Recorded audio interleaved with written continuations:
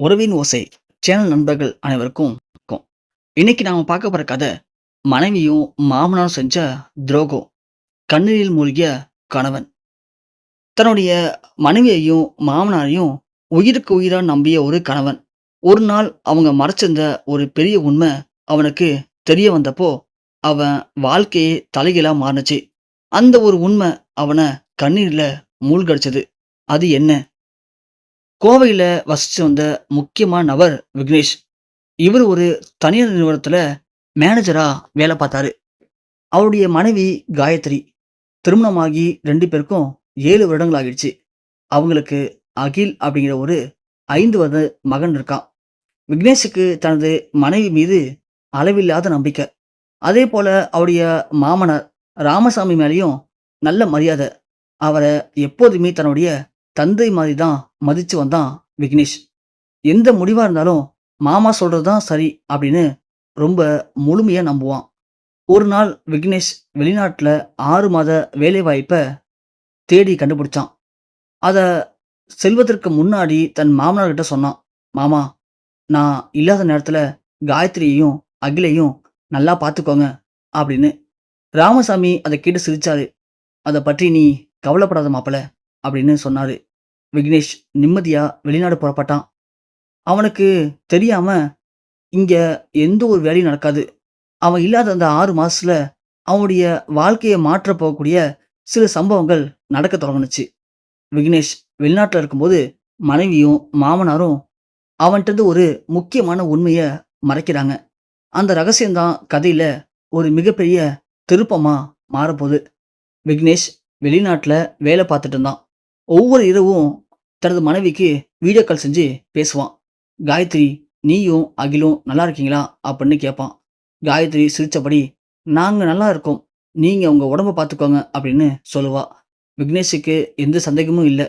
ஒரு நாள் ராமசாமி தனது மகள் காயத்ரி கிட்ட சொன்னாரு. விக்னேஷ் வெளிநாட்டுல இருக்கான், இப்போ இந்த விஷயத்த அவன்கிட்ட சொல்லாத. காயத்ரி பதற்றமா கேட்டா. ஆனா அப்பா, இப்படி மறைக்கிறது தப்பில்லையா? ராமசாமி உறுதியா சொன்னாரு. இப்ப சொன்னா அவன் வேலை பாதிக்கப்படும். முதல்ல இந்த பிரச்சனைய நாம சமாளிப்போம். காயத்ரி மனசுக்குள்ள இதுக்கு விருப்பம் இல்லாம வேற வழியும் இல்லாம சம்மதிச்சா. சில வாரங்கள் இப்படியே போச்சு. விக்னேஷுக்கு ஊர்ல இருந்த அவருடைய நண்பன் சுரேஷ் போன் பண்றான். நான் ஒரு விஷயம் சொல்லணும்டா உன்கிட்ட, அதனால தான் கால் பண்ணேன். ஆனா நீ அதை கோவப்படாம கேட்கணும். விக்னேஷ் சிரிச்சான். என்னடா விஷயம்? சுரேஷ் தயக்கத்தோட, உன் வீட்டுல ஏதோ பிரச்சனை நடக்குது போல இருக்குடா. அந்த ஒரு வார்த்தையை கேட்டதும் விக்னேஷுடைய மனதுல பெரிய சந்தேகம் விதையா விதைச்சது. அதே இரவு விக்னேஷ் காயத்ரிக்கு போன் பண்ணான். எல்லாம் சரிதானே? காயத்ரி ஒரு நொடி அமைதியா இருந்தா. பிறகு எல்லாம் சரிதான் அப்படின்னு சொன்னான். ஆனா அவ குரல்ல இருந்த பதட்டத்தை விக்னேஷ் உணர்ந்தான். அடுத்த வாரமே விக்னேஷ் யார்ட்டையும் சொல்லாம இந்தியா திரும்ப முடிவு பண்ணான். நான் நேர்ல பார்த்ததான் உண்மையை தெரிஞ்சுக்கணும் அப்படின்னு அவன் மனசுல ஒரு முடிவு தோணுச்சு. அவனுக்கும் தெரியல, வீட்டு கதவை திறக்க போது அந்த நொடி அவன் வாழ்க்கைய மாற்ற போதுன்னு.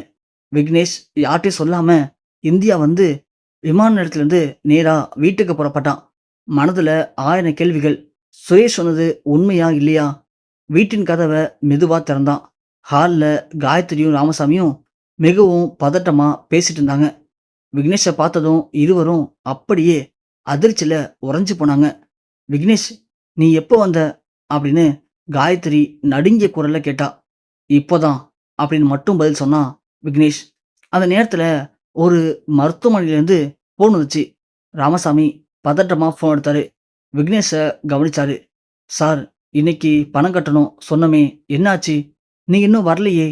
அந்த குரல் தெளிவா கேட்டுச்சு. விக்னேஷ் அதிர்ச்சி அடைஞ்சான். எந்த மருத்துவமனை? யாருக்கு என்னாச்சு அப்படின்னு கேட்டான். காயத்ரி கண்கள்ல கண்ணீர் வழிஞ்சிச்சு. சில நிமிடங்கள் அமைதியா இருந்த பிறகு அவ அழுதபடி சொன்னான். நம்ம அகிலுக்கு இதயத்துல ஒரு பிரச்சனை இருக்கு. விக்னேஷுடைய கால் நடுங்கி போணுச்சு. என்ன சொல்ற?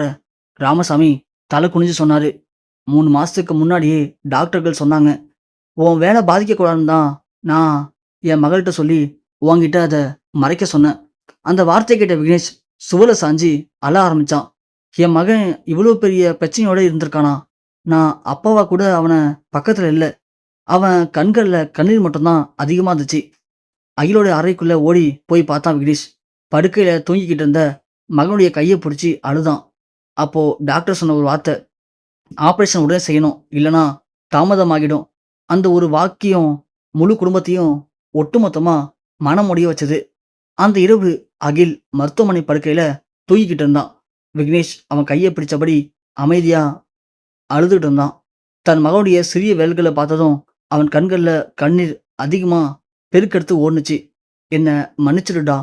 உனக்கு இவ்ளோ பெரிய பிரச்சனை இருந்தும் நான் உன் பக்கத்துல இல்ல." காயத்ரி அருகில வந்து அழுதா. "நான் சொல்லணும்னு நெனச்சேங்க. ஆனா அப்பா தான் தடுத்தாரு. உன் வேலை, உன் எதிர்காலம் பாதிக்கக்கூடாதுன்னு." விக்னேஷ அவள பார்த்தான். கோபம் இருந்துச்சு. ஆனா அத விட அதிகமா அவனுக்கு அன்பு இருந்துச்சு. ஒரு அப்பாவின் வழி. ராமசாமி முன்னே வந்து கண்ணீர் விட்டார். "மாப்பிள்ளை, இது என் வாழ்க்கையில பெரிய தவறு. உன்னை காப்பாற்ற நினைச்சு உன் மனசையே காயப்படுத்திட்டேன்." அடுத்த நாள் அகிலுக்கு அறுவை சிகிச்சை நடந்துச்சு. மணிக்கணக்கான காத்திருப்புக்கு பிறகு மருத்துவர் வெளியே வந்து சொன்னாரு, ஆபரேஷன் வெற்றிகரமா முடிஞ்சிச்சு.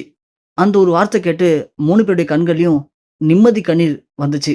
சில நாட்களுக்கு பிறகு வீட்ல ராமசாமி விக்னேஸ்வரிய கைகளை பிடிச்சு சொன்னாரு, "உன்னிடம் உண்மையை மறைச்சது துரோகம் இல்லைன்னு நான் சொல்ல மாட்டேன். அது ஒரு பெரிய தவறு தான். இனிமே இந்த குடும்பத்துல எந்த விஷயமும் மறைக்கப்படாது." விக்னேஷ் மெதுவா பதிலளிச்சான், "தவறு நடந்துச்சு மாமா. ஆனா இனிமே நம்பிக்கையை நாம எல்லாரும் சேர்ந்து மீண்டு கட்டணும்." காயத்ரி கண்ணீரோட இருவரையும் பார்த்தா. அகில் ஓடி வந்து அப்பாவையும் அம்மாவையும் கட்டி பிடிச்சான். ஒரு குடும்பத்துடைய முக்கியமான நம்பிக்கை அப்படிங்கிறது, அது எந்த விஷயத்திலயும் உடைபடக்கூடாது. ஒரு குடும்பத்துல உடைக்க போறது துரோகம் மட்டுமல்ல, உண்மைய மறைப்பதும் கூட அது ஒரு துரோகம் தான். அன்பு இருக்க இடத்துல தான் நம்பிக்கையும் இருக்கணும். அதே மாரி நம்பிக்கை இல்லாத அன்பு எப்பயுமே நீடிக்காது. ஸோ இந்த கதை உங்களுக்கு பிடிச்சிருந்துச்சு அப்படின்னா, மறக்காம இந்த வீடியோக்கு ஒரு லைக் பண்ணுங்க. அதுபோக இது மாரியான இன்னும் நெறைய குடும்ப கதைகள் உங்களுக்கு வேணும்னு நெனச்சீங்க அப்படின்னா, மறக்காம கீழ கமெண்ட் செக்ஷன்ல கமெண்ட் பண்ணுங்க. அதுபோக நம்ம சேனல தொடர்ந்து சப்ஸ்கிரைப் பண்ணி, ஃபாலோ பண்ணி சப்போர்ட் பண்ணுங்க.